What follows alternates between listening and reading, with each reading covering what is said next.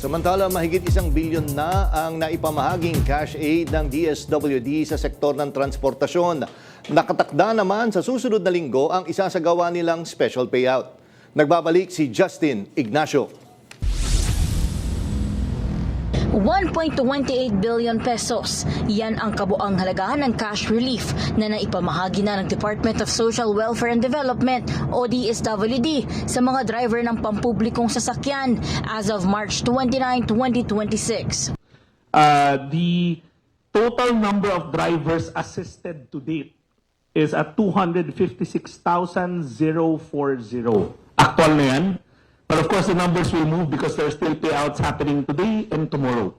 Nahahati ito sa 5 transportation sector. 102,824 ay mga tricycle drivers sa National Capital Region kung saan napamahagian na sila ng 514 and 120,000 pesos. 22,937 naman ang mga Transport Network Vehicle Service o TNVS driver na napamahagian na ng 114 and 685,000 pesos.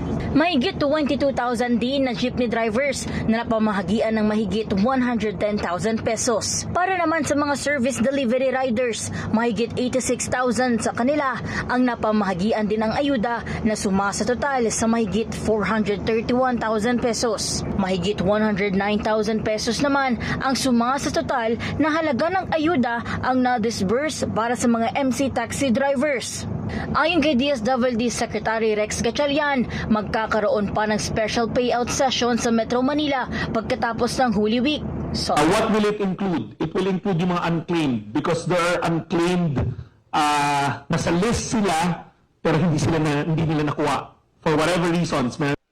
sa special layout, isasabay na rin ng supplemental list. Sila yung mga additional drivers na wala sa listahan. Para naman sa mga jeepneys, napag-usapan na anya ng kanilang ahensya at ng Land Transportation Franchising and Regulatory Board na magde-deploy sila ng 17 help teams sa iba't ibang LGUs. Para naman sa mga TNVS, patuloy silang makikipagpulong sa mga transport network company upang makapagsumite sila ng kanilang listahan. Together with the LTFRB, we met the TNCs ng ride-hailing, all of them, last week.